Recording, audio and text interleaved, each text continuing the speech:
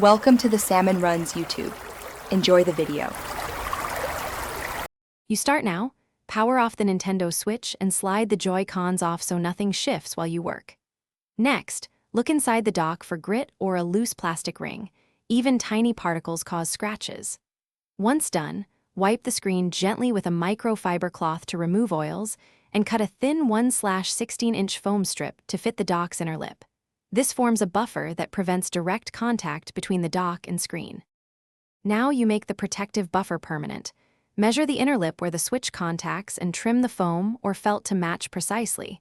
Gaps create pinch points. Apply adhesive-backed foam or double-sided thin felt tape along the top and both side lips, making sure the material sits flush and does not overhang into the USB-C area. You want a uniform cushion. This distributes pressure evenly, so the screen never scrapes the dock surface. Finish by testing carefully. Insert and remove the switch slowly while watching for any rubbing or misalignment. This confirms the buffer placement works.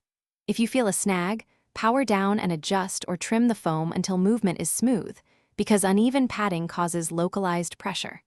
If the screen still scratches, stop using the dock immediately and inspect for sharp, cracked plastic or debris. Those require replacement or professional repair to avoid permanent glass damage. Thanks for watching. Consider subscribing if we helped you.